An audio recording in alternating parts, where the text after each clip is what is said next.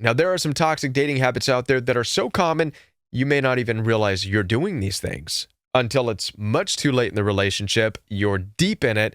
And by that time, you're experiencing narcissistic abuse or the relationship is so toxic and you don't understand how you even got there.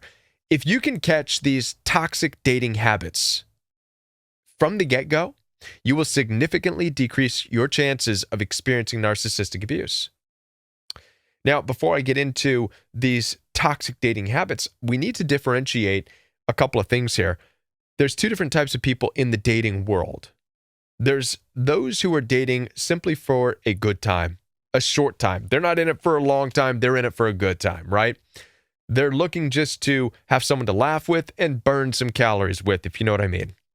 All right. Then there are people in the dating world who are looking for something more than just someone to burn calories with. They're looking for somebody to plan with. They're looking for the long game. They're looking for the long-term strategy. They're looking to do life with somebody, shoulder to shoulder, side by side, moving forward in life because they understand that two are better than one, especially two who are committed and who are loyal. Now, there's actually a third group of people out there. I should bring this up as well. There's a third group of people who act like they're just looking for a good time. They put on a front like they don't want anything serious, yet deep down, they have those expectations. And if that's you, let me tell you that you're screwed and you're going to struggle. The reality is you need to decide. You need to be honest enough with yourself about what you're looking for. Either you just want a good time, a short time, or you want a stable, committed, long game strategy relationship. And the reason you have to decide is because these two relationship styles are completely different ball games. You can't be in the middle. It's nothingness in the middle. You can't straddle them both. You've got to pick your game. It's like baseball and football. Which one are you going to play? There's no room for Bo Jackson in this, right? I'm going to assume for this particular message that I'm talking to those of you who are looking for the long-term strategy. You're done just playing the game with people to burn calories with. You're actually looking for somebody you can do life with because you realize that life is better when it's two people together moving forward, right? That two are better than one. That being said, we're going to talk about the 4 very common toxic dating habits that sabotage that long game strategy, that sabotage that long-term committed relationship. Let's get into it. My name is Kevin, and this is The Royal We. Now, before I continue with this very important message, I do want to let you know that I'm here to support you. Down in the description box, you'll find access for one-on-one appointments with me. I do take telephone calls as well as video calls through Zoom, FaceTime, and WhatsApp. So if you need one-on-one coaching to help get you through narcissistic abuse, whether it's with your family, in your marriage, or in dating, then head on down there, schedule that time with me.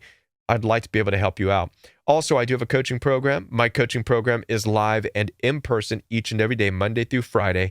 So if you'd like to join a growing community of people who will hold you accountable in breaking the chains of the trauma bonds that you've experienced, staying no contact, moving forward with your life into a toxic-free 2023, then consider joining the Roe coaching program. And by the way, as I said, it's live. My coaching program is not full of pre-recorded videos where I am not present. I'm actually going to be spending my time with you each and every day.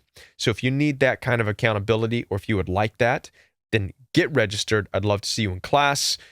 The goal is to get you out of toxicity, plain and simple. Now let's get into the common toxic dating habits. Again, these dating habits are so common, it's as if we've been conditioned to date this way, and you never even realized it. But as I talk about these 4 specific toxic dating habits, you're going to start to see how toxic and damaging they are. To begin with, number 1, dating too low or too high from your status. All right? Dating down or dating up, I guess you can call it. Now, I know some of you might think that this sounds shallow initially, but just hang on a second there. I'm not referring to the old high school concept of they're out of your league, right? Because they're beautiful or whatever. Listen, nobody's too beautiful for you. That's nonsense. And likewise, you're not too beautiful for anybody else. However, you do have a status in this life, a status that is closely related to your values in life. In other words, you have worked to achieve certain things in your life, have you not? Many of you may have your own businesses that you run, or a high position in your business, or at your job, or at your work. You have a certain status within how you balance your checkbook. You have a certain financial status. Maybe you're a homeowner. I could go on and on and on, but the things that you have, the things that you have worked up for, your lifestyle is in fact your status. Now, this is important because to date below your status would be, for example, you being a homeowner, having a nice, stable career, but dating somebody who's living with their parents and in and out of jobs. This would be dating below your status. What's the problem with this exactly, you might be thinking? Well, initially you might have a good time, but in the long game, you're going to start to feel like you're somebody's mommy or daddy. It's inevitable, and it happens all the time. I want you to say that with me. If you're dating below your status, you're going to end up being somebody's mommy or daddy. At least that's how it's going to feel. Now, there's a couple of reasons I see people do this in my coaching experience. Number one is this misconception that you can help somebody out of a bad place and bring them up to your level. That's not why you date. You don't date to bring people up to your level. You date to find somebody at your level so that you can produce bigger, better things. The other reason people fall into this trap of dating down or dating lower in status is because there's this misconception that they'll appreciate everything that you offer and they won't leave you. So it could be somewhat of a fear-based thing, an insecurity inside of those of you. And like I said, that's a misconception. In my experience of helping people out of narcissistic abuse, what I've discovered is that people who are in a lower place, right, they typically are very ungrateful people and they don't appreciate the things that you do for them. As a matter of fact, they grow into become mean, resentful, and bitter.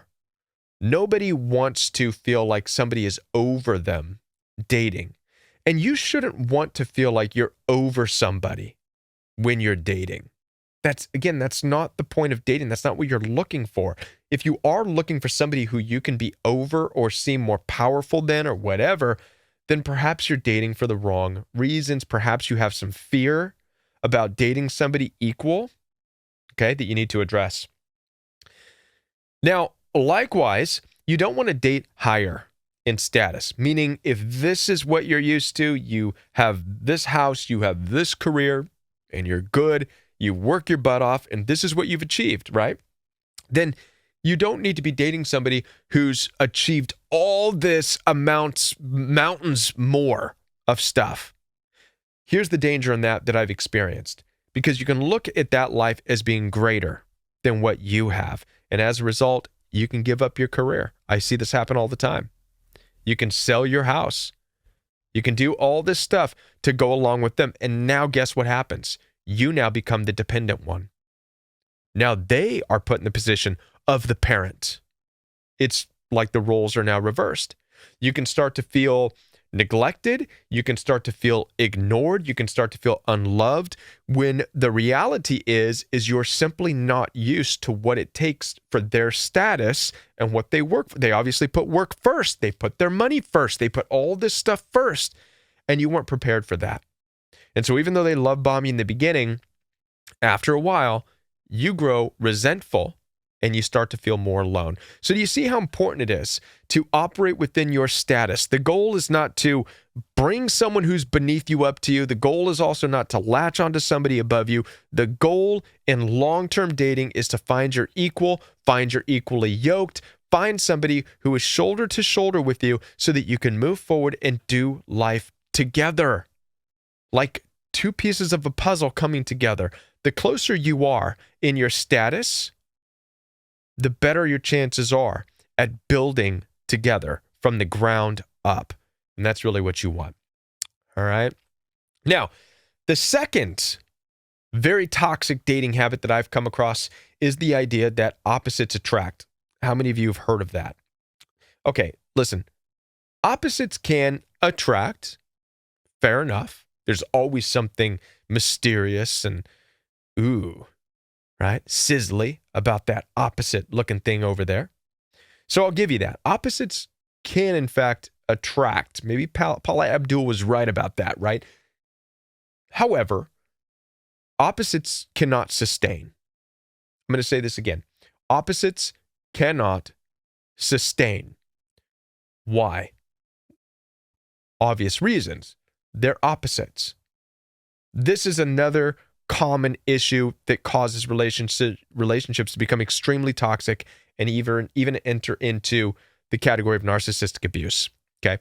Imagine with me, you are somebody who likes to hike, you like to travel, you're an outdoors person. You get involved with somebody who you are initially attracted to because they're a homebody and they seem committed and blah, blah, blah, whatever. Well, guess what? Over time, they don't want to go camping with you. They don't want to go hiking with you. So now you're doing it alone. Worse than that, they decide, okay, I'll go traveling with you this time, but then they're just making it a miserable experience for you. Why? Because by their nature, it's not who they are. They're doing it just for you. And I want you to really think about this while you're dating. Do you want to spend the rest of your life with somebody who's just doing something just for you? Because you know it's going to come out that they're going to be kind of grudging about it. They're not going to be really enjoying it. Or do you want somebody who's going to enjoy things with you? Enjoy not only your presence, but enjoy what it is you're doing together. This is, again, it's a very common toxic dating habit of people thinking that they're attracted to the opposite of them, that it's going to bring some kind of balance.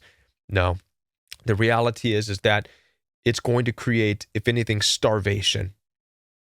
It's going to require all kinds of sacrifice and compromise in the relationship that you may never have thought of. And it's going to hurt. And it's going to, at some point, make you wish that you had somebody else that you can do things with. And that's a very dangerous place to be. This is where affairs start to take place. This is where cheating starts to take place with men or with women, simply out of being with somebody who they just can't share things with. So this is another toxic dating habit, dating opposites. All right? You could be attracted to opposites, but it's not sustainable. The third toxic dating habit that I have come across is being mind-changing too much. Did I say that right? Changing your mind, being wishy-washy. Wishy-washy dating. That's what I meant to say. Wishy-washy dating is very toxic. This is when you or the person you're dating is changing your minds about things, which really means you're not being authentic. It starts the relationship off in a lot of dishonesty. Being wishy-washy. Let me give you an example. What this might look like is you saying that you one day want to have kids. You'd like to have a family. And they initially say, well, I never wanted kids. And they're being honest. But then a week later, they come back and say, you know what, I thought about it and I changed my mind. I want kids now. Okay, that's a red flag. This is wishy-washiness. What it says is that they first spoke their heart, which is what you need to pay attention to. But now they're changing their mind for some reason. And this becomes very toxic down the road because what it suggests is that they're willing to change their mind for any number of reasons at any time. You should not be interested in somebody who changes their mind for you, nor should you want to change your mind for anybody else. You should be interested in knowing who somebody is and what they want with authenticity, with genuineness, so that you can make a decision if that fits within your life. And likewise, you should not be changing your mind. So if you're hanging out with somebody and they're talking about how important it is to have sex on the third date, and you're like, no, that's not me. And then a week later, you're like, you know what? I changed my mind. It's okay now. Well, now you're the wishy-washy one. You're not being genuine. Either way, it just ends in a toxic relationship. It ends in narcissistic abuse because both people are failing to be honest. It's just wishy-washy. Everybody say that with me, wishy-washy. No wishy-washy dating. It's toxic dating habits. Last but not least, the number 4 toxic dating habit that I want to share with you is dating because you're alone. Dating out of loneliness. All right? A lot of people fall into this toxic trap. You just don't want to feel alone anymore, so you decide to date. I don't need to go into all the reasons this is problematic, but I will say this. If you date just because you don't want to be alone, when you get into a relationship or when you get into anything that seems like it's remotely satisfying, then you're going to start to operate out of fear. And that fear is going to cause you to break your boundaries down. It's going to cause you to do all the things that we just talked about. You'll be wishy-washy. You'll have no boundaries. You'll change your mind. You'll do things. You'll do whatever it takes out of fear. Fear of what? The fear of being alone again. You could already see the toxicity in that. It's much better to learn how to find your self-satisfaction and your self-fulfillment on your own. Learn to love yourself because, again, the goal of a long-term relationship is to have somebody come alongside you and to develop that partnership, which means there's no room for you to do things out of fear. There's no room for you to do things out of being afraid to be alone. So work on being self-fulfilled prior to ever dating, and you'll avoid all the things that we've talked about so far. So those are 4 very common toxic dating habits. How many of these that we've talked about are things that you're going, wow, I absolutely have done these things, right? I know. Me too. Very toxic. And that wraps it up. If you do need help in dealing with any of these issues that we've talked about, schedule some one-on-one time with me. I'd love to hear from you. You can schedule right down below. It's simple. Click on the link. Schedule that phone call with me.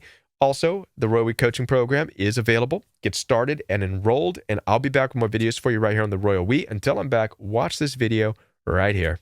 Bye, folks.